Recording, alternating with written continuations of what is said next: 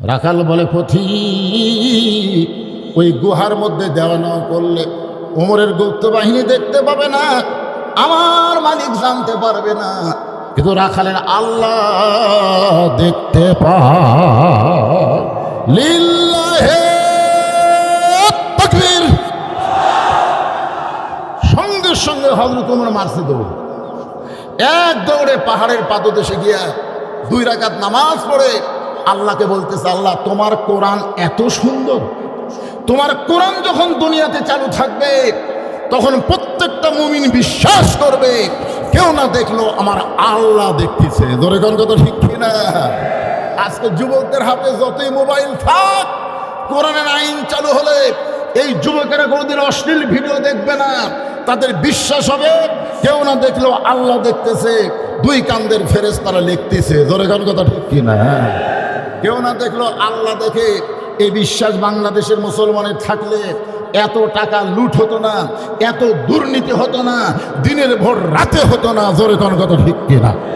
মুসলমান তো মুসলমানই, এর মধ্যে আসল নকল কি? রাখাল বলতেছে আসল মুসলমান যারা হবে তারা সাওয়ার ব্যাপারে সতর্ক থাকবে, দরকার হলে ফাঁসির মঞ্চে যাবে, কিন্তু আসল মুসলমান রাষ্ট্রপতির কাছে বাঁচার দরখাস্ত লিখবে না। জোরে কোন কথা ঠিক কিনা? এরকম মুসলমান বাংলাদেশে ছিল কি ছিল না? উকিল বলতেছে স্যার যে কোনো সময় আপনার ফাঁসি হতে পারে, আপনি যদি রাষ্ট্রপতির কাছে দরখাস্ত লেখেন আর রাষ্ট্রপতি দয়া করে যদি আপনাকে মাফ করে দেয় তাহলে আপনার ফাঁসি কার্যকর হবে না। আসামি মুচকি মুচকি হাসে।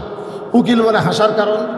বলে তুমি যে রাষ্ট্রপতির কাছে আমাকে দরখাস্ত লিখতে বলতেছ, এইরকম 3 জন রাষ্ট্রপতিকে আমি ক্ষমতার থাকা অবস্থায় মরা দেখছি।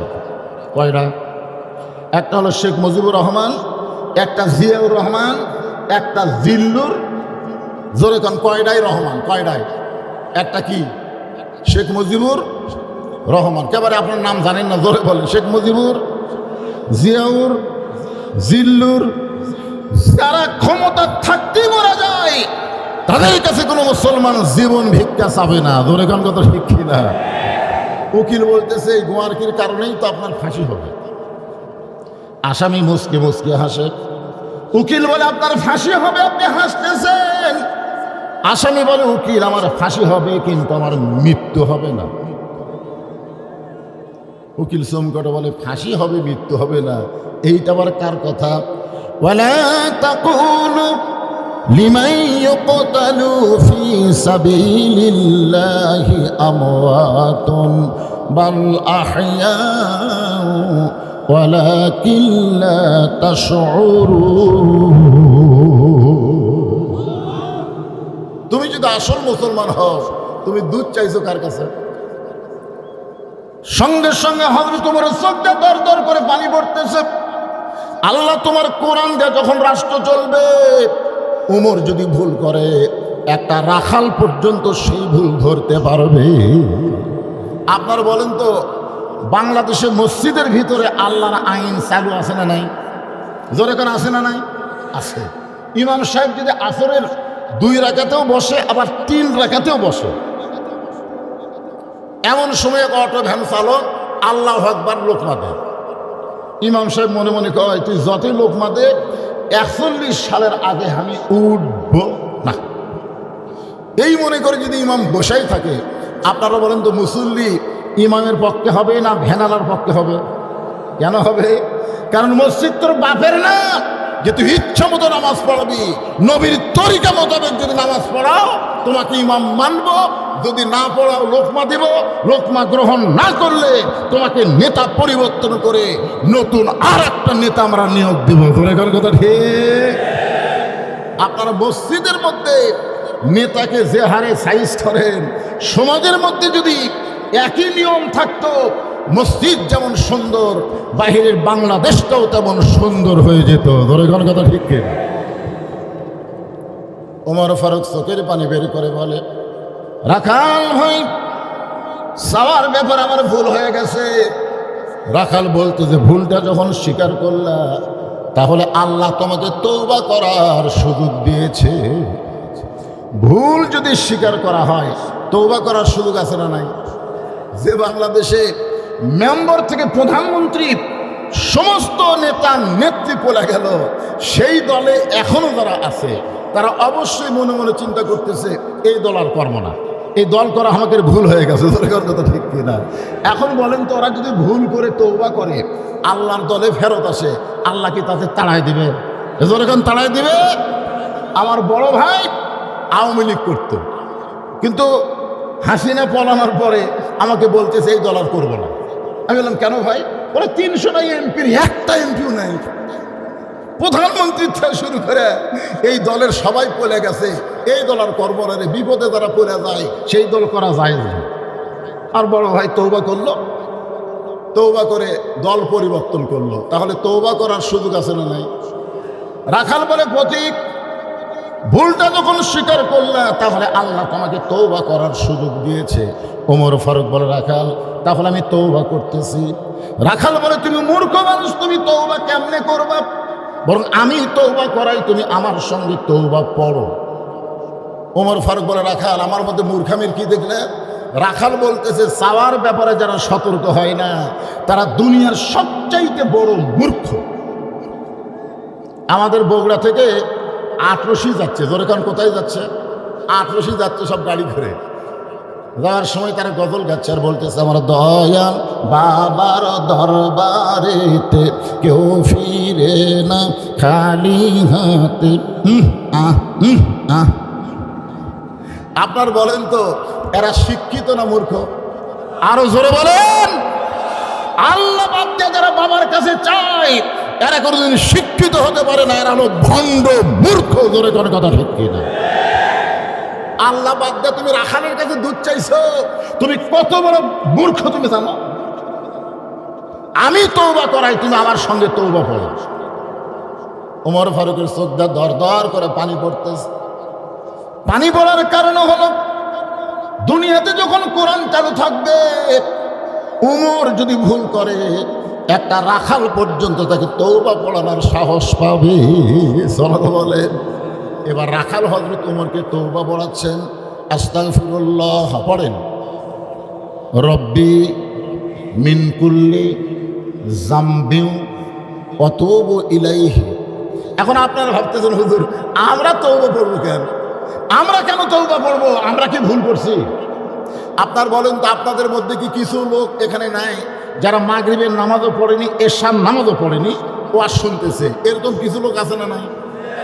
যারা আমরা নামাজ পড়েছি, যেইভাবে নামাজ পড়া দরকার আমরা সেইভাবে পড়বার পারছি, তাহলে আমাদের সকলের তো তওবা করার দরকার আছে না নাই?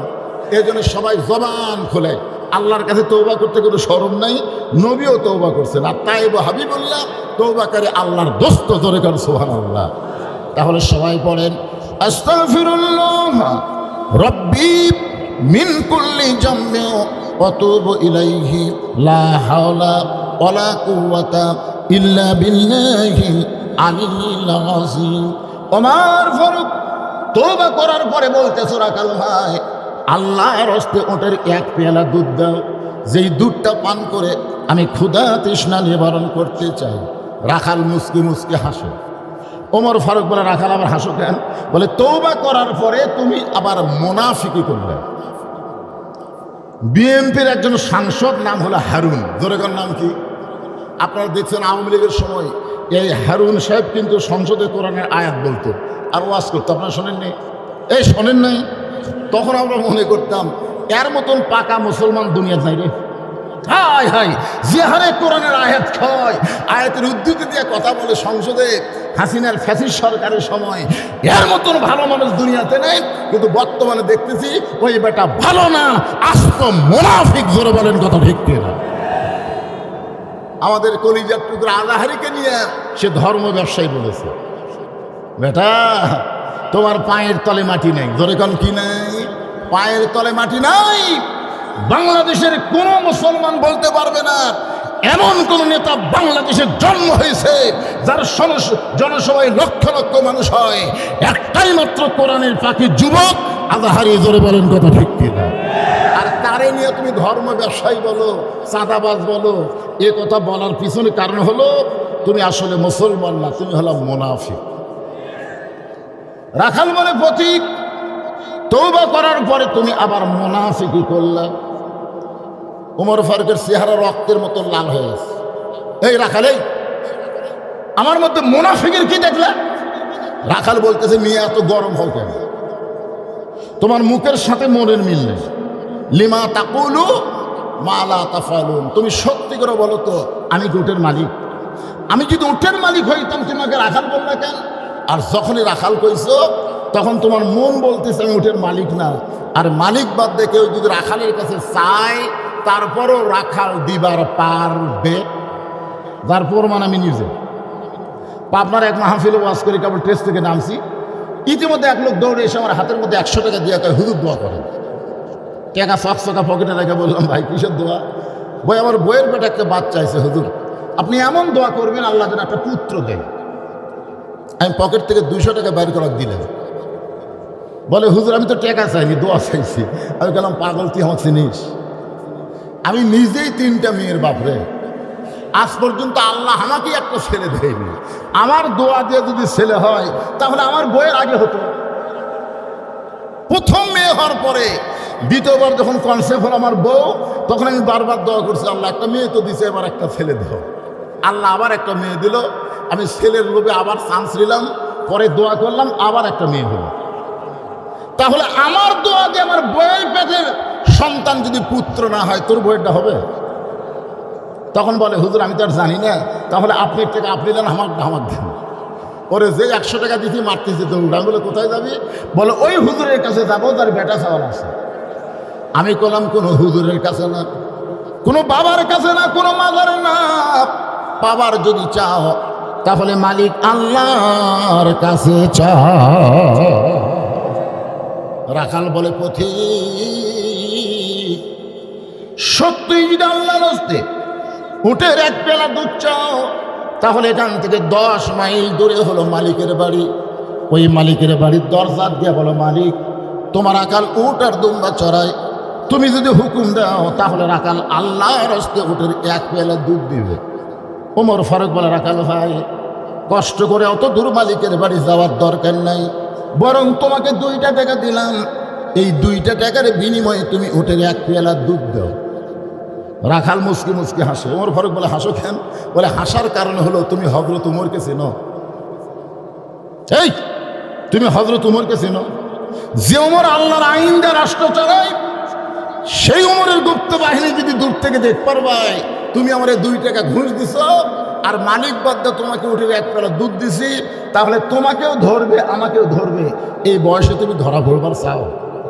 ওমর ফারুক বলে, রাখাল ভাই তাহলে চলো পাহাড়ের গুহার মধ্যে যাই, ওই গুহার মধ্যে গিয়ে গোপনে তোমার 2টা টাকা দিব, তুমি গোপনে উঠে 1 পেলা দুধ দিবা। উমরের গুপ্ত বাহিনীও দেখতে পাবে না, তোমার মালিকও জানতে পারবে না। রাখাল চিনলে বলে, তুমি ভণ্ড, তুমি ভণ্ড, তুমি ভণ্ড। উমর ফারুক বলে, রাখাল আমার মধ্যে ভণ্ডামির কি দেখলাম? রাখাল বলে, পথিক ওই গুহার মধ্যে দেওয়া নেওয়া করলে উমরের গুপ্ত বাহিনী দেখতে পাবে না, আমার মালিক জানতে পারবে না, কিন্তু রাখালের আল্লাহ দেখতে পায়। লিল্লাহে তাকবীর। সঙ্গে সঙ্গে হযরত ওমর মারছে দৌড়। এক দৌড়ে পাহাড়ের পাদদেশে গিয়া 2 রাকাত নামাজ পড়ে আল্লাহকে বলতেছে, আল্লাহ তোমার কোরআন এত সুন্দর, তোমার কোরআন যখন দুনিয়াতে চালু থাকবে তখন প্রত্যেকটা মুমিন বিশ্বাস করবে কেউ না দেখলো আমার আল্লাহ দেখতেছে। ধরে কোন কথা ঠিক কিনা? আজকে যুবকদের হাতে যতই মোবাইল থাক, কোরআনের আইন চালু হলে এই যুবকেরা কোনোদিন অশ্লীল ভিডিও দেখবে না। তাদের বিশ্বাস হবে কেউ না দেখলো আল্লাহ দেখতেছে, 2 কান্দের ফেরেশতারা লিখতেছে। ধরে কোন কথা ঠিক কিনা? কেউ না দেখলো আল্লাহ দেখে। এই বিশ্বাস বাংলাদেশের মুসলমানের থাকলে এত টাকা লুট হতো না, এত দুর্নীতি হতো না, দিনের ভোর রাতে হতো না। জোরে কোন কথা ঠিক কিনা? কারণ এরা দরজা জানলা বন্ধ করার সমানে সিল মারছে, আর তো কেউ দেখেনি রে। এখনই আসরের নামাজ পড়ে জমি ধান দেব করে গেছে, যা দেখে ওপর জমির পানি চলমল করতেছে, নিচে জমির পানি নেই, নিচে জমিটা অফ জমি। হায় হাই উপরে এত পানি, নিচে আমার জমির পানি নাই। ওই তখন চারিদিকে তাকাছে ভাবে। কেউ নেই। আপনারা বলেন তো, ইমানদার চারিদিকে তাকাবে না উপর দিকে তাকাবে? কথা বল না কেন, কোন দিকে তাকাবে? কে দেখতেছে? আর বেঈমানেরা কেউ নাই, আস্তে করে বসে বিসমিল্লাহ কয়ে আইল কাটছে। বর্তমানে বাংলাদেশে বিসমিল্লাহ কয়ে শয়তানি করতেছে। তোরে কথা কর না, সারারা বিসমিল্লাহ কয়ে শুরু করে এমন কথা বলে আমরা নাকি ধর্ম ব্যবসায়ী। তার মানে বিসমিল্লাহ কয়ে কি কাটা? আল কাটা। বিসমিল্লাহ কয়ে আল কেটে ওই পানি দিয়ে হাত ধুছে, হাত ধুয়ে উপর দিকে উঠে চারিদিকে তাকায় বলতেছে আলহামদুলিল্লাহ, কেউ দেখেনি। আপনার বলেন তো, লোকটার নামাজ আছে কিন্তু কি নাই? আরো জোরে বলেন। ওমর ফারুক কান্দের বলে, মাবুদ, তোমার কোরআন এত সুন্দর, তোমার কোরআন যখন দুনিয়াতে চালু থাকবে তখন মুসলমানের বিশ্বাস হবে কেউ না দেখলেও আল্লাহ দেখতেছে। আল্লাহ গো, এতক্ষণ আমি রাখালকে দেখি নাই, রাখালের ভিতরে তোমার গোটা কোরআন আমি উমর দেখতে পাই। তাহলে কোরআন কি শুধু ওয়াজ শোনার জন্যে? রাখাল পিছনে গিয়ে বলে, পথিক, যতই কান্দ উটের দুধ দিবার পারলাম না। ওমর ফারুক বলে, রাখাল ভাই, উটের দুধের আমার কোনো দরকার নেই। তুমি না দেখে আল্লাহকে কলিজার মধ্যে জায়গা দিয়ে তুমি যে আল্লাহর কোরআন অনুযায়ী চলতেছো, এর বিনিময়ে তোমার চাহিদা কি? আপনারা বলেন তো, মামুনুল হকের একটা চাহিদা আছে না? অনেকে মনে করছিল জেল খাটে আসে ভাষণ নরম হবে, মনে করছিল না যে জেলের মধ্যে গেছে, ডান্ডা বেড়ি পড়াছে, খালি বার হলে আর গরম থাকবে না। আপনারা বলেন তো, জেল থেকে বার হয়ে নরম বেশি না গরম বেশি? আপনারা বলেন তো, চাহিদা কি? আমির হামজার চাহিদা কি? আল্লামা সাইদি হুজুরের চাহিদা কি? বলেন, একটা চাহিদা মুসলমানের আছে না নাই? ওমর ফারুক বলেন, রাখাল, না দেখে আল্লাহকে কলিজার মধ্যে জায়গা দিয়ে আল্লাহর কোরআন অনুযায়ী তুমি চলতেছো, তোমার দুনিয়াতে ভালো চাকরি হয়নি, ভালো বাড়ি নাই, ভালো খাওয়া দাওয়া নাই, এরপরও আল্লাহর কোরআন তুমি মানতেছো, এর বিনিময়ে তোমার চাহিদা কি? রাখাল চোখের পানি বের করে বলে, পথিক, আমার চাহিদার কথা যদি শুনতে চাও তাহলে শোনো। আমার সঙ্গে সকলে পড়েন, রব্বানা পড়েন, রব্বানা আতিনা ফিদ দুনিয়া হাসানাতাও ওয়া ফিল আখিরাতি হাসানা ওয়া কিনা আযাবান্নার। ওমর ফারুক বলে, রাখাল, আমি তোমার চাহিদার কথা শুনতে চাইলাম আর তুমি কোরআনের আয়াত শোনালা। রাখাল বলে, পথিক, তুমি আসলেই মূর্খ। কাকে বলতেছে? ওমর ফারুককে বলতে, তুমি আসলেই মূর্খ। আরে পাগলা, এই আয়াতের মধ্যে আমার দুটা চাহিদার কথা আছে। একটা হলো আতিনা ফিদ দুনিয়া হাসানা, আর একটা অফিল আখিরাতি হাসানা। দুনিয়ার সৌন্দর্য হলো মহামানব হযরত উমরকে আমি এক নজর দেখতে চাই, যে উমর আল্লাহর কোরআন দিয়ে রাষ্ট্র চালায়। সেই উমরকে যদি খালি একটা বার দেখতে পাইতাম, আমার দুনিয়ার চাহিদা আল্লাহ পুরা করত। আমার 2 নম্বর চাহিদা হলো, আমি রাখাল যখন মরে যাব, অধম রাখালকে আল্লাহ যেন জান্নাত দেয়। রাখালের চাহিদা কয়টা? দুনিয়ার চাহিদা কি? জোরে কোন? হ্যাঁ, উমর দেখা মানে, আপনারা উমরই বুঝতেছেন, উমর দেখা মানে ভালো নেতা দেখা, যেই নেতারা কোরআন দিয়ে বাংলাদেশ চালাবে। জোরে কোন কথা ঠিক কিনা? এমন ভালো নেতা দেখার দরকার আছে না নাই? আপনারা কি দেখবার চান? খালি দেখলে হবে না ভাইজান। রাখাল বলতেছে, 1 নম্বর চাহিদা হলো মহামানব হযরত উমরকে আমি এক নজর দেখতে চাই। এই কারণেই দেখতে চাই যে উমর আল্লাহর কোরআন দিয়ে রাষ্ট্র চালানোর কারণে আমার মতন রাখাল না দেখে আল্লাহকে কলিজার মধ্যে জায়গা দিবার পারছি। সেই হযরত উমরকে যদি একটা বার দেখতে পাইতাম, আমার দুনিয়ার জীবন সার্থক হয়ে যেত। আমার 2 নম্বর চাহিদা হলো, আমি রাখাল যখন মরে যাব, অধম রাখালকে আল্লাহ যেন জান্নাত দেয়। ওমর ফারুক দৌড়ে এসে রাখালের হাতটা ঠপ করে ধরে 3 বার চুমা খাস। রাখাল বলে, পাগল নাকি, আমার ঘামা হাতে চুমা খেলা। ওমর ফারুক বলে, রাখাল ভাই, তোমার 2 নম্বর চাহিদা আল্লাহ পুরা করছে। মরার সাথে সাথে আল্লাহ তোমার জন্য 8টা জান্নাতের দরজা খুলে দিবে। আপনারা সুবহানাল্লাহ বলতেছেন, কিন্তু রাখাল সুবহানাল্লাহ কয় না। ওমর ফারুক বলে, রাখাল মরার সঙ্গে সঙ্গে আল্লাহ তোমাকে 8টা জান্নাত দিবে।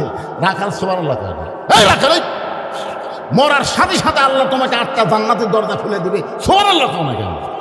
রাখাল মুচকে মুচকে হাসার বলে, মরার পরে জান্নাত দিবে, এই বাকি কথা ভালোই বলতেছে, কিন্তু হযরত ওমরকে আমি এক নজর দেখতে পাবো এই নগদ কথা বলতে তোমার কোন জায়গায় বাজে?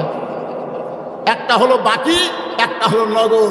আমরা বাকি খাতা পরে বাংলাদেশের নগদে একটা ভালো আমির, ভালো নেতা বাংলার মুসলমান দেখবার চায়। জোরে কোন কথা ঠিক কি না?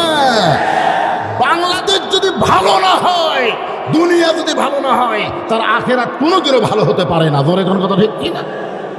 আরে মিয়া, মরে গেলে জান্নাত পাবো, সে কথা ভালোই গো, কিন্তু হযরত উমরকে আমি দেখতে পাবো এই নগদ কথা বলতে তোমার কোন জায়গায় বাজে? ওমর ফারুক চিন্তাত পড়ে গেলেন, যে রাখাল আমাকে তওবা পড়াছে, জোরে কোন কি পড়াছে? যে রাখাল আমাকে মুনাফিক কইছে, যে রাখাল আমাকে ভণ্ড কইছে, এখন যদি বলি আমি উমর, বলাও সারা, হার্ট ফেল করে মরাও সারা। উমর যদি রাস্তা দেওয়া যায়, শয়তান কয়দিন যাতে ভয় পায়? জোরে বলেন। রাখাল উমর কি পড়াছে? তওবা পড়াছে, মুনাফিক কছে, ভণ্ড কছে। এখন যদি ভাই তুমি যে উমরকে দেখবার চাও, সেই উমর আমি রে, যেই বলবে আমি, রাখা একবারই শেষ। উমর ফারুক চিন্তায় পড়ে গেলেন, আমি যে উমর, এইটা রাখালকে কেমনে বলবো? এমন সময় আল্লাহর কোরআন বলতেছে, উদউ ইলা সাবিলি রাব্বিকা বিল হিকমাহ। জোরে কোন সুবহানাল্লাহ। বর্তমানে হিকমত দিয়ে আমাদের কথা বলা লাগতেছে। আমরা যখনই বলবো সব দেখা হলো শেষ, আগামীতে দেখবো কোরআনের বাংলাদেশ, তখন একজন বিএনপি নেতা বলতেছে, হুজুর তার হামাকের খবর কি? এই জন্য ডাইরেক্ট কোনো কথা না বলে একটু হিকমতের সাথে মারা লাগবে। জোরে কোন কথা ঠিক কিনা ভাই? শহীদ জিয়ার বাংলাদেশ, তিতুমিরের বাংলাদেশ, শরীয়তুল্লাহর বাংলাদেশ, রহম করো আল্লাহ। ধরে কোন রহম করো আল্লাহ। আপনার বলেন তো, বাংলাদেশে কেউ কোনোদিন বলেছেন যে শহীদ শেখ মুজিবুর রহমান? কারো মুখে শুনছেন? আর শহীদ জিয়া সবাই বলে। শেখ মুজিবুরের মাজার নাই, কিন্তু জিয়ার মাজার আছে। জোরে কোন কথা ঠিক কিনা? যারাই শহীদ জিয়ার মাজারে যায়, আমি যতবার গেছি ততবারই জিয়ারত করছি। মনের মধ্যে একটা আলাদা চাহিদা আসে, কারণ সর্বময় ক্ষমতার অধিকারী আল্লাহ বিসমিল্লাহ বলে সংবিধান শুরু। এখানে প্রমাণ করে দিল যে ইসলাম সাধারণ কোনো ধর্ম না, ইসলাম হলো মুসলমানের জন্য একটা জীবন ব্যবস্থা। ধরে কোন কথা ঠিক কিনা? কথা বলেন। ওমর ফারুক বললেন, রাখেন, সত্যিই যদি ওমরকে দেখতে চাও, তাহলে তোমাকে ফজরের নামাজ সামনে কাতারে আদায় করা লাগবে।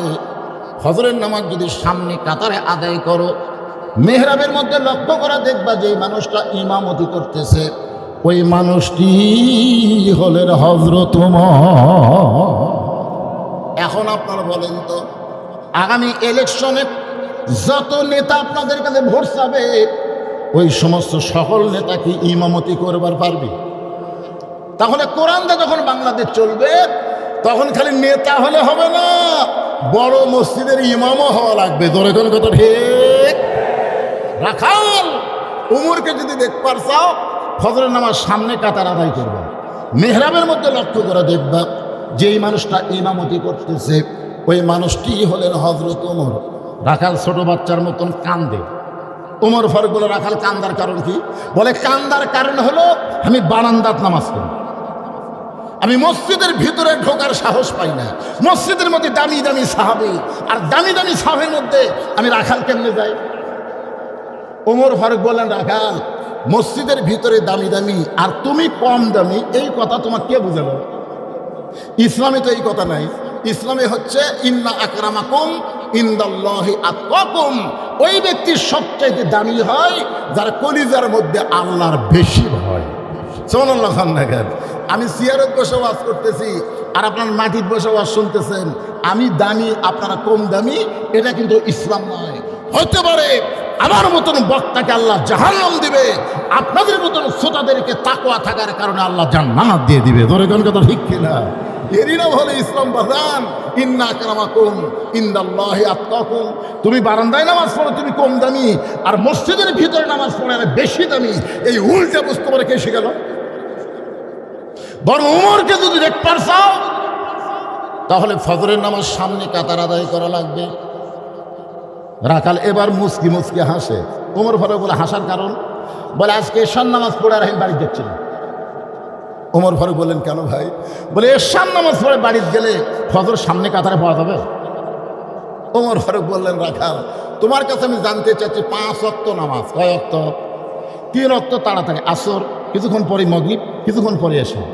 আসর মাগরিব এশা তাড়াতাড়ি, কিন্তু 2 ওয়াক্ত লম্বা কেন?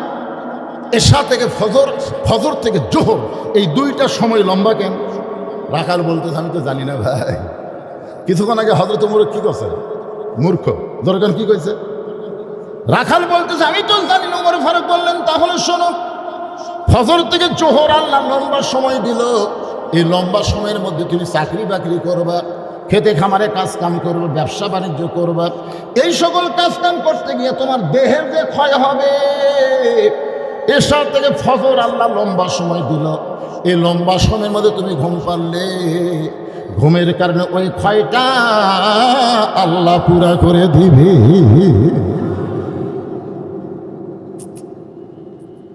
ঘুমের কারণে আল্লাহ কি করে দিবে? কথা কয় না। ঘুমের কারণে দেহের ক্ষয় আছে না নাই? ঘুমের কারণে আল্লাহ ক্ষয়টা পুরো করে দিবে। বরং তুমি আজানের গুরুত্ব দিও। 5 ওয়াক্ত নামাজের ভিতরে সবচাইতে গুরুত্বপূর্ণ আজান কোন নামাজ? আরো জোরে কর। ফজরের নামাজে একই শব্দ 2 বার বলে। যুবকেরা তোমরা শুনবার পাও, মুরব্বীরা শুনবার পায়, কিন্তু যুবকেরা পায় না। এরা 3টা পর্যন্ত ফেসবুক চালায়, 3টা পর্যন্ত মোবাইল দেখে, ফজরের রাত দিয়ে এমন ঘুম দেয়। কোনো কারণে যদি আজান কানের মধ্যে আসে, এরা কম্বল তুলে মাথার উপর দেয়। কম্বল যখন মাথার উপর দিয়েছে, পাও বার হচ্ছে, পাও টানে বুকের কাছে রাখছে। আপনি বাহির থেকে মনে করবেন চাউলের বস্তা ঢাকা আছে। কেরে মাথাও নাই, পাও নাই, গেল কোথায়? কম্বল টানতে দেখেন কম্বলের ভিতরে ওর সাইজ, আর সকালবেলা সাইড টিপে কুত্তার সাইজ, একই সাইজ। আমি যেই বলবো ফজরের নামাজ বাদ দিয়ে ঘুম পাড়ে যারা, আপনার বলবেন কুত্তার আমল করে তারা। বলতে পারবেন না ভাইজান? ফজরের নামাজ বাদ দিয়ে ঘুম পাড়ে যারা, অনেক যুবকরা বলতেছে না, মনে করতে আমি তো সেই রে, আমি আমার কেমনে বলবো? শোনেন, 5 ওয়াক্ত নামাজের মধ্যে ফজরের আযান সবচাইতে গুরুত্বপূর্ণ। এই আযানের মধ্যে একই শব্দ 2 বার বেশি বলা হয়। সেই শব্দটা হলো আসসালাতু খায়রুম মিনান নাওম। এতদিন রাখাল নামাজ পড়তো বারান্দায়, কিন্তু আজকে নামাজ পড়বে কোন জায়গায়? এ কথা কন না, কোন জায়গায়? আপনারা বলেন তো, বারান্দায় নামাজ পড়া আর সামনে কাতারে নামাজ পড়া 2টাই সমান? বারান্দায় যারা নামাজ পড়ে তারা আকামতের গুরুত্ব দেয়, আর যারা সামনে কাতারে নামাজ পড়বে তারা আজানের গুরুত্ব দেয়। এতদিন রাখাল নামাজ পড়েছে কোন জায়গায়? বারান্দায়। জোরে বলেন কোন জায়গায়?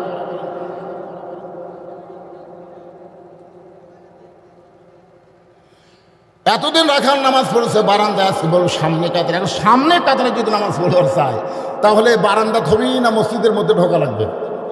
কথা কয় না? মসজিদের মধ্যে ঢুকতে গেলে কোন পায়ে? জোরে বলেন কোন দোয়া? আল্লাহুম্মা আফতাহলি আবওয়াবা রাহমাতিক। রাখাল ডান পায়ে দোয়াটা পড়ে মসজিদের মধ্যে ঢুকে সামনে কাতারে যাবার চায়। প্রত্যেকটা সাহাবী নড়ে সরে রাখালকে সামনে যাও রাস্তা করে দেয়। রাখাল মনে মনে কয়, আল্লাহ, বারান্দার থেকে ভাবলাম কি, আজকে ভিতরে ঢুকে দেখতেছি কি? বারান্দার থেকে কি ভাবছিলাম যে মসজিদের মধ্যে দামি দামি সাহাবী, কিন্তু আজকে ভিতরে ঢুকে দেখতেছি আমিও যা এরাও তাই।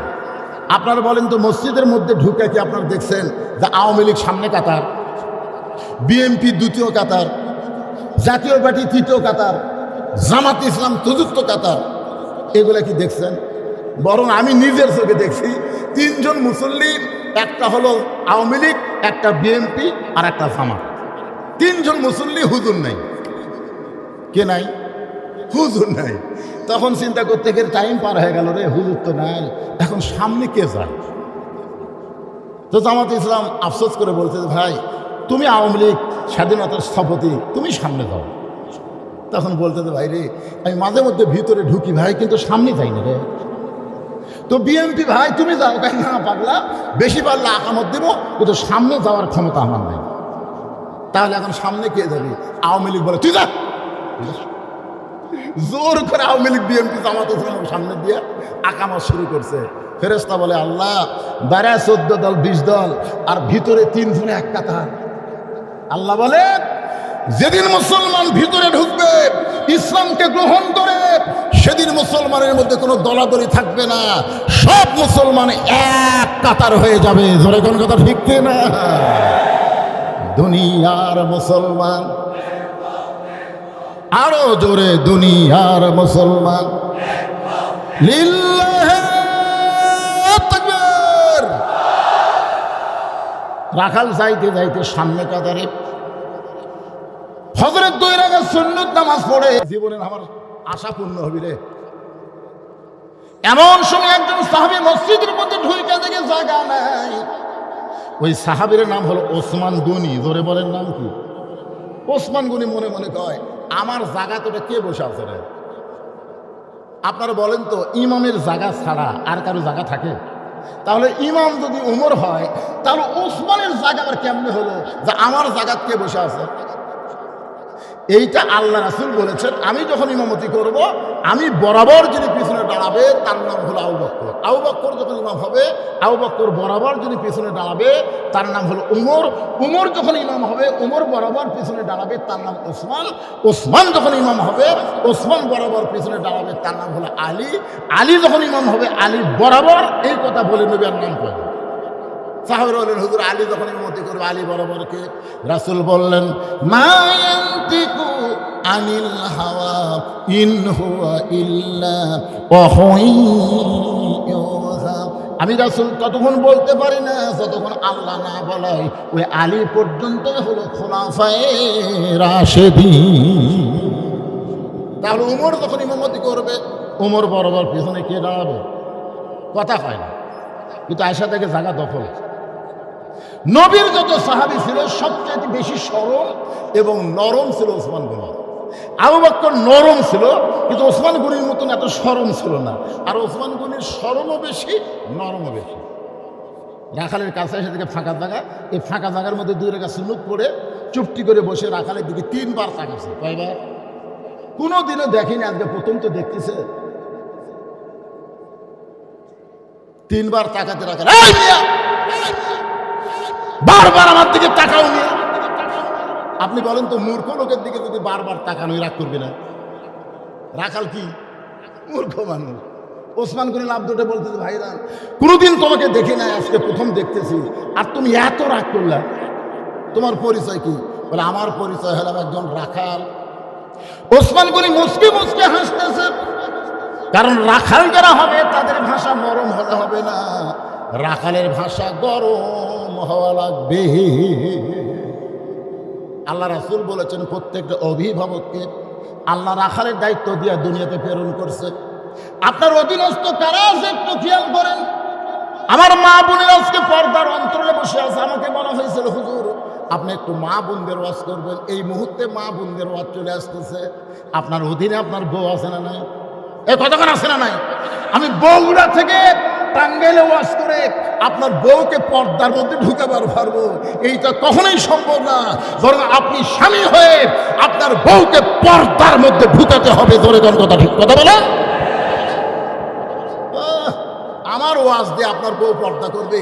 ওয়াজ দেওয়া হবে না ভাই, আইন দিয়ে হবে। আইন আইন আমাদের বাংলাদেশে নামাজ কায়েমের আইন পাশ করা লাগবে, পর্দা কায়েমের আইন পাশ করা লাগবে, চুরি বন্ধ করার আইন পাশ করা লাগবে।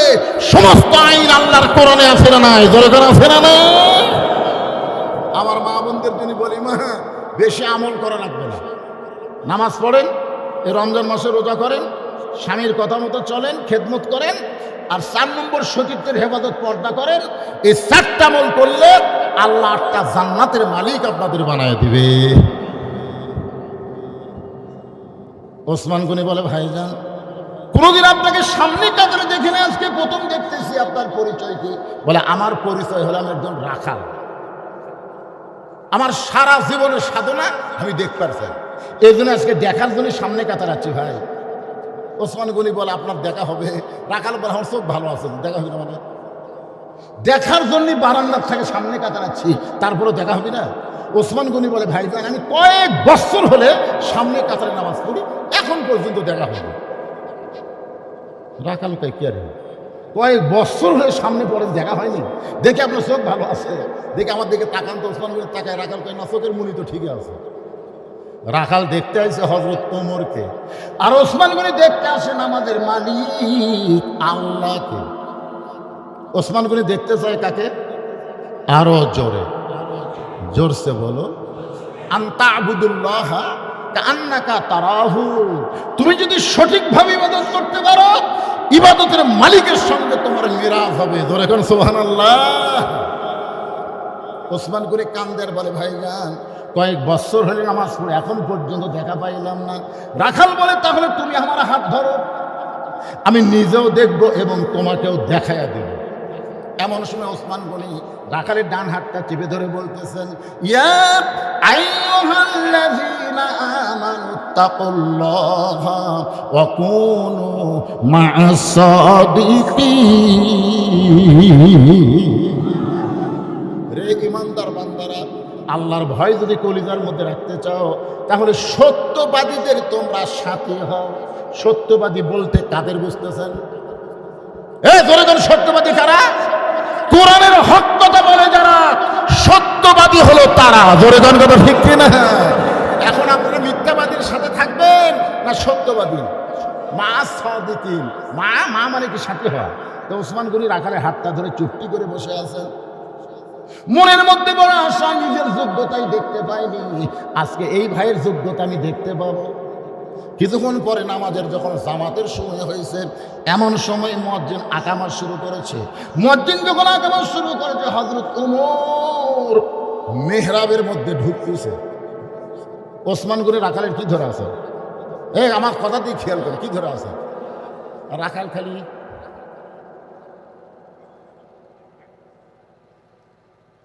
কে রে? রাখাল চিন্তা করে, কে রে এই লোকটাই তো আমারে কইল, ওমরকে যদি দেখবার চাও তাহলে সামনে কাতার যাও। আমি ওমর দেখবারে সেই মানুষই দেখতেছি, তার মানে এইটা তো ওসমান গনি কি ধরে আছে? হাত ধরে আছে। যেই মাত্র মুয়াজ্জিন বলেছে কত্তামাদিস সালাত, কত্তামাদিস সালাত, সঙ্গে সঙ্গে রাখাল আল্লাহু আকবার। ওসমান গনি রাখালের হাত ছেড়ে দিয়ে বলে, ভাইজান ইমাম সাহেব ভুল করলে মানুষ লোকমা দেয়, এখন পর্যন্ত মুয়াজ্জিনের আকামতে শেষ হয় নাই, আর তুমি আল্লাহু আকবার লোকমা দিলে। রাখাল বলতেছে, এই জন্যই তো তুই কানা, এত বছর হলে সামনে নামাজ পড়িস, এখন পর্যন্ত দেখতে পাস না, এই জন্যই তো তুই কানা। আমি কি জন্য লোকমা দিলাম নিয়ে তুমি জানো না? দ্বিতীয় কাতার থেকে একজন সাহাবী দৌড়ে এসে রাখালের হাতটায় হাসকে টানতে বলে, পাগল, তোকে সামনে দেখি আমার সন্দেহ হয়েছে, তোকে সামনে কাতার দেখি আমার সন্দেহ হয়েছে, যে মানুষটা তুই কানা কানা বলে তিরস্কার করতেছিস, এই মহামানবকে তুই চিনিস? যে মানুষটাকে তুমি কানা কানা বলে তিরস্কার করতেছো, এই মহামানবকে তুমি চিনো? রাখাল বলতেছে, আমি বারান্দাত নামাজ পড়ি, আমি ভিতরের কাউরে চিনি না, আমি ভিতরের কাউরে চিনি না। সাহাবী বলে, পাগল রে, তুমি যাবে কানা কানা বলে তিরস্কার করতেছো, এই মানুষটা হলো আল্লাহর নবীর জামাই, ডবল জামাই ওসমান গনি। আল্লাহর নবীর কি জামাই? ডবল জামাই। ধরে বলেন কি জামাই? ওসমান গনি। রাখাল বলে, এই জন্যই বারান্দার নামাজ পড়ি, আমি ভিতরে ঢোকার সাহস পাই না, এই জন্যই বারান্দায় নামাজ পড়ি, আমি ভিতরে ঢোকার সাহস পাই না। কিন্তু ওই পথিক ওমর ফারুকের দিকে আঙ্গুল তুলে বলতেছে, ওই পথিক আমার সর্বনাশ করেছে, ওই পথিক আমারে কইছে, উমরকে যদি দেখতে চাও তাহলে সামনে কাতারে নামাজ পড়ো। আমার সারা জীবনের সাধনা একটা বার শুধু আমি হযরত ওমরকে দেখতে চাই, আর ওমরকে দেখার জন্য সামনে কাতারে আইছি ভাই। আর সামনে কাতারে এসে যদি প্রতীককে মেহরাবের মধ্যে দেখা যায়, তাহলে তোমরাই বলো লোকমা দেওয়া ছাড়া তোমার উপায় নাই। আমি আল্লাহু আকবার লোকমা দিয়া ওই প্রতীককে মেহরাব থেকে বের করে দেব। ওই জায়গায় হযরত ওমরকে আমি এক নজর দেখতে চাই। হাজার হাজার সাহাবীরা কান্না শুরু করেছে। সমস্ত সাহাবীরা যখন কাঁদতেছে, রাখাল চিল্লায় বলে বারান্দায় নামাজ পড়া ভালো, এই ভিতরে কেন কান্দাকান্দি শুরু হয়ে গেল? ওসমান গনি বলে রাখাল ভাই, ভিতরে কান্দার কারণ হলো তুমি যারে পথিক পথিক বলতেছ তিনি হলেন হযরত ওমর। গাছের গোড়া কাটলে গাছটা যেমন পড়ে যায়, রাখাল মেহরাবের মধ্যে তেমন পড়ে গিয়া মুরগি জব করা মুরগির মতন ছটফট করে বলে আমিরুল মুমিনিন, আমি আপনাকে তওবা পড়াইছি, আমি আপনাকে মুনাফিক কইছি, আমি আপনাকে ভণ্ড কইছি, এত কথা বলেছি গো আমির, অধম রাখালকে আপনি কিছুই বলেন নাই। হাজার হাজার সাহাবীরা চিল্লায় উঠছে, কে রে মেহরাবের ভিতরে কারে তওবা পড়াইছে, কারে মুনাফিক কইছে, কারে ভণ্ড কইছে, কে রে কার সামনে আবল তাবল বকতেছে? রাসূল বলেছেন আমার পরে কেউ যদি নবী হতো, লাউকান ওমর, আল্লাহ ওমরকে নবী বানায়া দিত। সুবহানাল্লাহ কোন না কেন? প্রত্যেকটা সাহাবী সম্পর্কে যেরকম ওসমান গনি সম্পর্কে আল্লাহ রাসূল বলেছেন, ওসমান আল্লাহ তোমাকে এত সম্পদ দিয়েছে, ওসমান তুমি কি সম্পদের হিসাব জানো? ওসমান গনি বলে রাসূলুল্লাহ আল্লাহ আমাকে কত সম্পদ দিয়েছে, আমি তন্ন তন্ন করে হিসাব না দেবার পারলেও একটা হিসাব আপনাকে দিবার পারবো। বলে কি হিসাব? বলে আল্লাহ আমাকে এত সম্পদ দিয়েছে, সেই সম্পদ আমি গুদামজাত করে রেখে ওই গুদামে যে তালা দিছি, ওই তালার চাবি টানতে একটা উট হিমশিম খায়। আপনার বুঝা পারলেন না? বুঝা পারলে সুবহানাল্লাহ বলতে, মানে যত গুদামে আমি মাল রাখছি, ওই গুদামের দরজার তালা দেওয়ার পর যে ছোড়ানি থাকে না, চাবি কর না ছোড়ানি কর, এই চাবি টানতে একটা উট হিমশিম খায়। নবী বলে ওসমান আল্লাহ তোমাকে এত সম্পদ দিছে, এখন যদি আল্লাহ সম্পদ ফেরত চায় তাহলে তুমি কি করবা? ওসমান গনি এক দৌড়ে গিয়া ওই উটের রশি ধরে টেনে নবীর হাতে দিয়ে বলতেছি, ইয়া রাসূলুল্লাহ শুধু গুদাম না, গুদামের সম্পদ না, তালা না, চাবি না, এই চাবি বহনকারী উটটাও পর্যন্ত আমি আল্লাহকে দিয়ে দিলাম। নবী বলে ওসমান সবই আল্লাহ দিয়ে দিলেন? সবই যদি আল্লাহকে দিলে তাহলে তোমার জন্য রাখলা কি? ওসমান গনি বলে ইয়া রাসূলুল্লাহ আমার জন্য আল্লাহ নবী যথেষ্ট। আল্লাহ নবী যদি আমার থাকে আমার আর অন্য কিছুর দরকার হয় না। নবী আসমানের দিকে তাকাই বললেন, আল্লাহ ওসমান সব তোমাকে দিয়ে দিল, তুমি বিনিময়ে ওসমানকে কি দিলে? আল্লাহ বলে আমার গানি ডিগ্রি আমি ওসমানকে দিয়ে দিলাম। আজকে যদি আপনাদের বলা হয় যে এই যে মাদ্রাসার মাহফিল, গোরস্থানের মাদ্রাসার মাহফিল, আল্লাহ যে সম্পদ দিছে সব সম্পদ আল্লাহ দেওয়া লাগবে, আপনার দিবেন? তাই আমাকে এত বোকা ভাবছেন? ওসমান বোকা? আমরা বোকালে হতো? আমি সব চাচ্ছি না। যদি আপনাদের কাছে মাত্র 100টা কোরআন শরীফ, মাত্র 100টা কোরআন শরীফ, একটা কোরআন মাত্র 500 করে টাকা দাম, এইরকম যদি কোনো আল্লাহর বান্দা থাকে, হুজুর আমি নবীর মাদ্রাসায় কোরআন শরীফ বাবদ 500 টাকা দিলাম, এরকম যদি 100 জন, হাজার হাজার মানুষের মধ্যে 100 জন লোক আমি কোরআন শরীফ বাবদ 500 করে টাকা চাই, একটা 500 টাকা দিবেন, একটা কোরআন দানের সব আল্লাহ আপনাকে, আপনার মৃত পিতা মাতাকে আল্লাহ দান করবে। কবরস্থানে শুয়ে আছে তাদের রুহের মাত্রাতে কেউ যদি মনে করে না হুজুর আমার বাপ মা দুটাই কবরে গেছে, 2 ধরে যদি 2টা কোরআন বাবদ 1000 টাকা, কেউ যদি বলে হুজুর আমি 10টা কোরআন 5000 টাকা দিতে পারেন। আর এই মাহফিল কমিটির আমি হিতাকাঙ্ক্ষীদের বলবো, ভিতরে একটু গামছা নিয়ে, চাদর নিয়ে আপনারা যান, ব্যাগ নিয়ে যান, যিনি যা পারবেন আল্লাহর রাস্তায় দান করবেন, প্রাণ খুলে দান করবেন। সম্পদের মালিককে আরো জোরে বলেন, আল্লাহ দিতে আপনাদের কোনো আপত্তি আছে? বড় লোকটাই দিবেন, সিনা ছুড়ে দান কেমনে? মাশাআল্লাহ বলার সঙ্গে সঙ্গে আল্লাহর একজন বান্দা কোরআন শরীফ বাবদ 500 টাকা দান করেছে, আরেকজন আল্লাহর বান্দা 2টা কোরআন শরীফ বাবদ 1000 টাকা দান করলো। আল্লাহ যে নিয়তে দান করতেছে আল্লাহ নেক নিয়ত নেক আশাকে কবুল করেন। জোরে বলে আমিন। আচ্ছা, এই মাঝখানে আদায়ের লোক নাই? এই আছে? এখন এই একজন ওটা বসা করবেন না।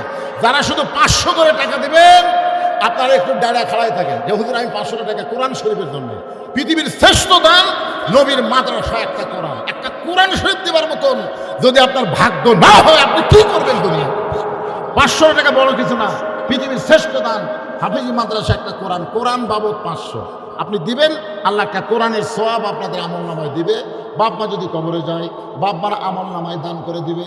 আর একজন আল্লাহর বান্দা কোরআন শরীফ বাবদ 500 টাকা দান করছে, আল্লাহ কবুল করেন। হায় হায় কি হারে আইছে দেখেন, একসঙ্গে কতগুলো টাকা আইছে। 1 2 3 4 5, এখানে 10টা কোরআন আছে। আবার দেখেন 1 2 3 4 5 6 7 8 9 10 11, এখানে 12টা কোরআন শরীফ। লিল্লাহে তাকবীর। হায় হায়, 1000 টাকা 2টা কোরআন শরীফ বাবদ দান করেছে, আল্লাহ দানকে কবুল করেন। আর একজন একটা কোরআন শরীফ বাবদ 500 টাকা দান করলো, আল্লাহ দানকে কবুল করেন। আল্লাহ যারাই 500 টাকা দান করবে তাদের আমল নামে একটা কোরআন দানের সওয়াব দিয়ে দেন। আর একজন 500 টাকা দান করেছে, আল্লাহ কোরআন শরীফ বাবদ, আল্লাহ দানকে কবুল করেন। এতে গামছা কাছে বাঁধান, সবাই দেন। জীবনের শেষ দান মনে করে দেবেন। 10 পারেন, 20 পারেন, 50 পারেন, 100 পারেন, মাশাআল্লাহ। আরো 2টা কোরআন শরীফ বাবদ 1000 টাকা দান করেছে, আল্লাহ কবুল করেন। 2টা কোরআন শরীফ বাবদ 2 জন 500 500 করে টাকা করলো দান, আল্লাহ কবুল করেন। ছোট্ট একটা বাচ্চা কোরআন শরীফ বাবদ 500 টাকা দান করলো, আল্লাহ কবুল করেন। আরেকজন আল্লাহর বান্দা নবীর এতিম মাদ্রাসায় কোরআন বাবদ 500 টাকা দান করলো, আল্লাহ দানকে কবুল করেন। আরেকজন আল্লাহর বান্দা কিছু দান করেছে, আল্লাহ দানকে কবুল করেন। আল্লাহ নেক নিয়ত নিয়ে পড়া আল্লাহুম্মা আমিন। এ দুনিয়া রবে না কো চিরকাল, একদিন ভাঙবে রে বাজার।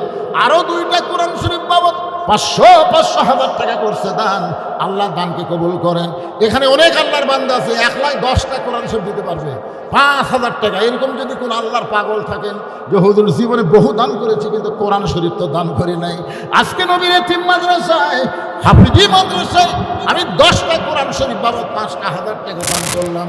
এরকম যদি কোন আল্লাহর দানবীর থাকেন, আমার মা বোনেরা যারা পর্দার অন্তর আছেন, মা ইসলামের সবচেয়ে বেশি দান করেছেন খাদিজাতুল কুবরা, ওই মা খাদিজার সঙ্গে জান্নাতে যাওয়ার নিয়তে মাশাআল্লাহ 3টা কোরআন শরীফ বাবদ 1500 টাকা দান করেছে, আল্লাহ কবুল করেন। আর একজন একটা কোরআন শরীফ বাবদ 500 টাকা দান করেছে, আল্লাহ দানকে কবুল করেন, আল্লাহুম্মা আমিন। আবার ছোট্ট বাচ্চার হাতে 2টা কোরআন 3টা কোরআন শরীফ বাবদ 1500 টাকা দান করেছে, আল্লাহ দানকে কবুল করেন, আল্লাহুম্মা আমিন। এই এখন কি বলবো, কোরআন শরীফ আদায় হচ্ছে, খোলা নিয়ে ব্যস্ত হচ্ছে, পরে খোলো। আল্লাহ আরেকজন আল্লাহর বান্দা 3টা কোরআন। আপনার জানালেন কেন, জানালেন কেন? ধানি মরিচ চেনেন না? ধানি মরিচ চেনেন? মাফে খাটো কিন্তু সেই মাল। রফিকুল ইসলাম মাদানি চেনেন না আপনারা? উঠলেন কেন, মাথা সোজা করলেন কেন? ভিতরে গামছা নিয়ে গেছে, ব্যাগ নিয়ে গেছে, আদায় হচ্ছে, আপনার দাঁড়ালেন তার মানে? বসেন, আল্লাহর হস্তে বসেন, সবাই বসেন। আল্লাহ তোমার একজন বান্দা 3টা কোরআন শরীফ বাবদ 1500 টাকা দান করেছে, আর একজন আল্লাহর বান্দা একটা কোরআন বাবদ 500 টাকা দান করলো। এই ফাঁকে মাশাআল্লাহ মাশাআল্লাহ মহিউদ্দিন স্যারের ছেলে, এই গ্রামের নাতি, আকিজ গ্রুপের বর্তমান চেয়ারম্যান সাহেবের সন্তান, এই গ্রামের নাতি শেখ ওসমান উদ্দিন। মাশাআল্লাহ, যে ওসমান গনির নামে ওয়াজ করতেছি, আমার এই বাপজানের নামও তাই। আল্লাহ ওসমান গনির মতো তাকে কবুল করেন, জোরে করেন আমিন, জোরে বলে আল্লাহুম্মা আমিন। বসেন, সবাই বসেন, আদায় হচ্ছে। ভাইজান আপনাদের কাছে গামছা গেলে গামছালের হেরে গেল নাকি? লোকজন খারাপ অত দেখাই যাচ্ছে না। তার বসেন বসেন বসেন। 10 20 50 100 টাকা আপনারা দিবেন না? আপনাদের কাছে যদি আদায়কারী যায়, আপনাকে দিতে আপত্তি আছে? এই আপত্তি আছে? বসেন, সবাই বসেন, একটু জিকির করেন আর বসেন। লা ইলাহা ইল্লাল্লাহ, জোরে লা ইলাহা ইল্লাল্লাহ, লা ইলাহা ইল্লাল্লাহ, লা ইলাহা ইল্লাল্লাহ, লা ইলাহা ইল্লাল্লাহ, লা ইলাহা, লা ইলাহা ইল্লাল্লাহ মুহাম্মাদুর রাসূলুল্লাহ। আমার মা বোনদের কাছে মেয়ের আদায় করবে, মা বোনদের কাছে আদায় করে আছে, এই মা বোনদের কাছে আদায় করে আছে গেছে, হ্যাঁ আমার মা বোনদের কাছে আদায় হবে। মা যাদের বাপ মা কবরে গেছে, বাবা রুহের মাত্রাতে একটা কোরআন শরীফ বাবদ 500 করে টাকা দিবেন। আমি একজন মুসাফির হয়ে দোয়া করে দিব, এই কোরআন দানের কারণে আল্লাহ বাপার কবরকে যেন জান্নাতের টুকরা বানায় দেয়। জোরে বলে আমিন, জোরে বলে আল্লাহুম্মা আমিন। আবার মায়েরা শোনেন, গভীর রাত্রে আল্লাহ নবী ঘুম থেকে চেতন পাইছে। ঘুম থেকে চেতন পাওয়ার কারণ হলো খাদিজাতুল কুবরা। নবীর হাতটা ধরে ফুপায়ে ফুপায়ে কাঁদতেছে। আল্লাহ রাসূল বলে, খাদিজা আমি নবী ঘুম পাড়ি, আপনি এমন করে কেন কাঁদতেছেন? খাদিজা বলে, রাসূলুল্লাহ আমার সবসময় একটা ভয় হয়, এখনই যদি আমার মৃত্যু হয়ে যায়, এখনই যদি আমার মৃত্যু হয়ে যায়, এই দুনিয়াতে কোনো খবর কেন পাইলাম না, যে খবর পাইয়া খুশি হয়ে দুনিয়া থেকে বিদায় নেওয়া যায়। ওগো আল্লাহর নবী, আমার ব্যাপারে এমন কোনো খবর কি আপনার আছে? আল্লাহ রাসূল বললেন, খাদিজা মাশাআল্লাহ, একজন কোরআন শরীফ বাবদ, 2টা কোরআন বাবদ 2 জন দান করেছে, আল্লাহ দানকে কবুল করেন। খাদিজা বলতেছে, রাসূলুল্লাহ আমার ব্যাপারে আল্লাহর পক্ষ থেকে কোনো খোঁজ খবরে আছে? আল্লাহর নবী বললেন, খাদিজা এই দুনিয়াতে 10 জন পুরুষকে আল্লাহ জান্নাতের সার্টিফিকেট দিয়েছে, আল্লাহ 10 জন নারীকেও জান্নাতের সার্টিফিকেট দিয়েছে। ধরে জন সুবহানাল্লাহ। আমরা 10 জন পুরুষের নাম জানি। পুরুষ 1 নম্বর আবু বকর, 2 নম্বর উমর, 3 নম্বর ওসমান, 4 নম্বর আলী, 5 নম্বর আব্দুর রহমান ইবনে আওফ, 6 নম্বর জুবাইর, 7 নম্বর তালহা, 8 নম্বর সাদ ইবনে আবি ওয়াক্কাস, 9 নম্বর আবু সাইদ, আর 10 নম্বর হলো উবাদা ইবনুল জাররাহ। এই 10 জনই হলেন আশারে মুবাশশারা। ধরে কান সুবহানাল্লাহ। আচ্ছা 10 জন সাহাবীর নাম জানে, আশারে মুবাশশারা। 10 জন নারীর নাম আপনারা জানেন? যে 10টা নারীকে আল্লাহ জান্নাতের সার্টিফিকেট দিয়েছে। আল্লাহ নবী বললেন, খাদিজা পুরুষের মধ্যে 1 নম্বর হলো আবু বকর, আর নারীদের মধ্যে 1 নম্বর হলো খাদিজাতুল কুবরা। পুরুষের মধ্যে 1 নম্বর সর্বোত্তম জান্নাত গ্রহণ করছে কে? আবু বকর। জোরে বলেন, ঈমান গ্রহণ করছে কে? আবু বকর। সর্বোত্তম ঈমান গ্রহণ করছে কে? এ কথা কন না কেন, হইছে করলে হবে কি? আর নারীদের মধ্যে সর্বোত্তম ঈমান গ্রহণ কে করছে? তাহলে পুরুষের মধ্যে আবু বকর, নারীদের মধ্যে খাদিজাতুল কুবরা। উম্মাহাতুল মুমিনিন আমাদের মা খাদিজা মুস্কি মুস্কি হাসতেছে। রাসূল বলে, খাদিজা হাসার কারণ? বলে, আল্লাহ আমাকে 1 নম্বর জান্নাতের সার্টিফিকেট দিয়েছে, এ কারণেই কিন্তু আমার আনন্দ লাগতেছে। রাসূল বলে, খাদিজা আপনি যদি নারীদের মধ্যে 1 নম্বর হন, তাহলে নারীদের মধ্যে 2 নম্বর কে হলে ভালো হয়? পুরুষের মধ্যে 2 নম্বর ওমর, পুরুষের মধ্যে 2 নম্বর কে? জোরে কন না কেন, 2 নম্বর কে? তাহলে নারীদের মধ্যে 2 নম্বর কে হলে ভালো হয়? রাসূল নিজের বিবির সাথে একটু মস্করা করতেছে। আমাদের নবী কিন্তু সবসময় নবী না, বিবির কাছে যখন থাকে তখন নবী হিসাবে থাকেন না, তিনি পৃথিবীর শ্রেষ্ঠ স্বামী হিসাবে থাকেন। জোরে কন সুবহানাল্লাহ। একটু মস্করা করে বলতেছেন, তাহলে নারীদের মধ্যে 2 নম্বর কে হলে ভালো হয়? খাদিজা বললেন, রাসূলুল্লাহ কে? নানা অসুস্থ সুস্থতার জন্য দোয়া চাই। 2টা কোরআন শরীফ বাবদ 1000 টাকা দিয়ে আমরা দোয়া করি, আল্লাহ নানাকে পুরাপুরি সুস্থতা দান করেন। জোরে বলে আমিন, জোরে বলে আল্লাহুম্মা আমিন। খাদিজা বলতে, হুজুর আমার কাছে যখন জানতে চান, তাহলে নারীদের মধ্যে 2 নম্বর আমার কলিজার টুকরা ফাতেমা হলে ভালো হয়। আল্লাহ নবী চমকে গিয়ে বলেন, খাদিজা আল্লাহ আপনাকে 4টা মেয়ে দিয়েছে। কয়টা মেয়ে? এই কথা কন না, নবীর মাধ্যমে খাদিজার পেট থেকে কয়টা মেয়ে হয়েছে? আপনারা কথা কন না রে বারে, টাঙ্গাইল লোক এরকম তো হলে হবে। কয়টা? তাহলে আপনি শুধু ফাতেমার নাম কইলেন, কুলসুম, রোকিয়া, জয়নবকে বাদ দিলেন। খাদিজা বলে, রাসূলুল্লাহ আপনি হলেন বাবা আর আমি হলাম মা, কোন সন্তান কেমন এটা বাবা বলতে পারবে না, এটা বলতে পারবে তার মা। আপনার বলেন তো, কোন সন্তান কেমন এটা কে বলতে পারবে? কেন? কি কারণে? কারণ বাবা আনন্দে মাতিয়া সাগরে ভাসাইয়া সেই যে চইলা যায় খবর লয় না, মাজন ধরিয়া উদরে কতই কষ্ট করে, 10 মাস পরে পায় প্রসবের বেদনা, এমন দরদি ভবে কেউ হবে না আমার মা গো। খাদিজা বলতেছে, রাসূলুল্লাহ জয়নাব যখন আমার পেটে ছিল, আমার পেটে সন্তান ছিল, এটা আমি বুঝবার পারছি, কষ্ট হয়েছে। রুকে যখন আমার পেটে ছিল, সন্তান আমার পেটে ছিল, আমার কষ্ট হয়েছে, বুঝবার পারছি। কুলসুমা যখন আমার পেটে ছিল, আমার পেট ফুলে উঠেছিল, বড় হয়েছিল, কষ্ট হয়েছে, আমি বুঝবার পারছি। আল্লাহে, ওই আল্লাহর শপথ করে বলতেছি, আমার কলিজার টুকরা ফাতেমা যখন পেটের মধ্যে ছিল, আমি ফাতেমার ওজনও বুঝতে পারি নাই, প্রসব ব্যথাও আমি বুঝতে পারিনি। আল্লাহর নবী, আমার ফাতেমা যখন দুনিয়াতে জন্ম নিল, আমি খাদিজা লক্ষ্য করে দেখি, ফাতেমা তার দুইটা হাত দিয়া তার ইজ্জত পর্যন্ত ঢেকে এই দুনিয়াতে চলে এসেছে। আমি মা পর্যন্ত ফাতেমার ইজ্জতটাও দেখতে পারি নাই। আমার বিশ্বাস, 1 নম্বর যদি আমি হই, তাহলে আল্লাহ 2 নম্বর যেন ফাতেমার নামটা ঘোষণা করে দেয়। রাসূল খাদিজার কপালে একটা চুমাতে বলেন, খাদিজা, আপনার ফাতেমা তো জান্নাতি না, আপনার ফাতেমা তো জান্নাতি না। খাদিজা বলে, হুজুর, ফাতেমা যদি জান্নাতি না হয় তাহলে ফাতেমার খবর কি? রাসূল বললেন, ফাতেমা হইল জান্নাতি নারীদের নেত্রী। সুবহানাল্লাহ হবেন না? খাদিজা বলে, রাসূলুল্লাহ, আমি মা হইয়া 1 নম্বর জান্নাতি, আমার মেয়ে ফাতেমা জান্নাতি নারীদের নেত্রী। এমন কি আমল ফাতেমার বেশি আছে যেইটার কারণে আমি মাকে বাদ দিয়া আল্লাহ মেয়েকে খাতুনে জান্নাত ডিগ্রি দিয়েছে? রাসূল বলে, খাদিজা, আপনার কাছে আবার 2টা প্রশ্ন থাকবে। 1 নম্বর প্রশ্ন হলো, আপনি বলেন তো খাদিজা, কত বছর বয়সে আপনি ঈমান গ্রহণ করেছেন? খাদিজা, আপনি যে ঈমান গ্রহণ করেছেন তখন আপনার বয়স কত? খাদিজা বলে, রাসূলুল্লাহ, আমি 55 বছর বয়সে ঈমান গ্রহণ করেছি। রাসূল বলে, খাদিজা, ঈমান গ্রহণ করার আগে আপনি কি ছিলেন? খাদিজা বলে, হুজুর, আমি কাফের ছিলাম। আল্লাহ নবী বলেন, খাদিজা, 55 বছর আপনি কুফরি হালে কাটাইছেন। এখন আপনি বলেন তো, আপনার মেয়ে ফাতেমা কত বছর বয়সে ঈমান গ্রহণ করেছে?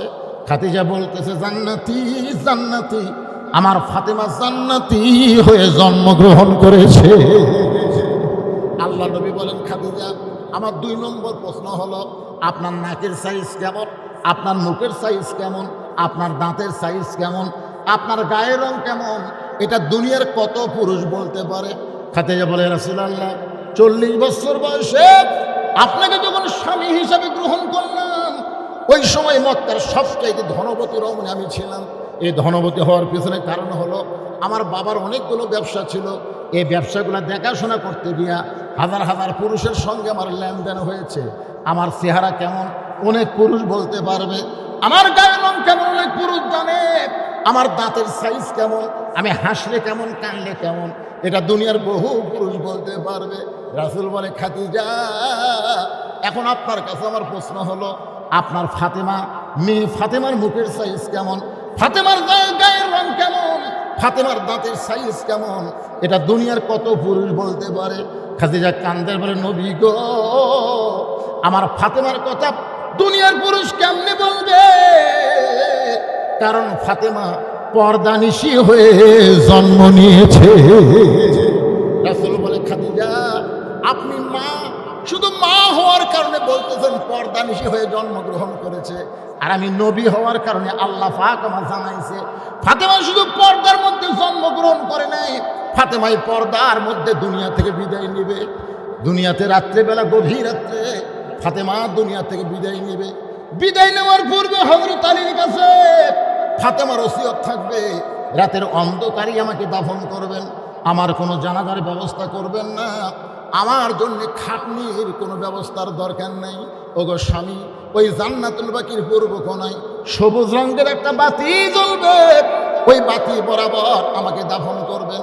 হযরত আলী ফাতেমাকে দাফন করার পরে 2টা হাত আল্লাহর দরবারে তুলে বলতেছে, আল্লাহ, আমি স্বামী হইয়া ফাতেমার প্রতি খুশি হয়ে গেলাম, ফাতেমার পর্দার আমলকে তুমি কবুল করে নাও।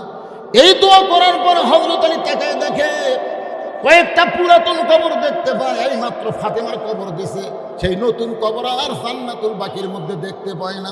গোটা জান্নাতুল বাকি দৌড়ের বলে, ফাতেমার কবর, ফাতেমার কবর। কে যেন ডাকতে বলে, আলী রে, ফাতেমা পর্দানিশী, আমি আল্লাহ জহুরা ডিগ্রি দিয়া ফাতেমার কবরটাকে কিয়ামত পর্যন্ত পর্দা করে দিয়েছি। লিল্লাহে তাকবীর। রফিকুল ইসলাম মাদানী সাহেবের আগমন, আজকের মাহফিলের প্রধান বক্তার আগমন। লিল্লাহে তাকবীর। আমার মা বোনদের, আমার শেষ কথা হলো, মা বোনদের যতই আমল করুক, পর্দা যদি না থাকে, একটা আমল আল্লাহর দরবারে কবুল হবে। এই শেষ কথা কোন কবুল হবে? আমি মনে করছিলাম মা বোনদের জন্য কিছু বলার সময় পাবো না, তো যাই হোক, শেষ পর্যন্ত মা বোনদের জন্য আমি পর্দার আলোচনা করে গেলাম। মায়েরা, সাইয়্যিদাতুন নিসা আহলুল জান্নাহ ফাতেমাতুজ জোহরার সঙ্গে যদি জান্নাতে যাবার চান, তাহলে পর্দার ভিতর আপনাকে দুনিয়া থেকে বিদায় নেওয়া লাগবে। আল্লাহ সমস্ত মাকে পর্দা মোতাবেক চলার তৌফিক দান করুক। আল্লাহ সবাইকে কবুল করুক। যতটুকু আলোচনা করলাম ভুল ভ্রান্তি আল্লাহ মাফ করুক। আমাদের সবাইকে বক্তার কথা এবং শ্রোতাদের বক্তাদের আমল করার তৌফিক দেখ। সকলে বলেন আল্লাহুম্মা আমিন।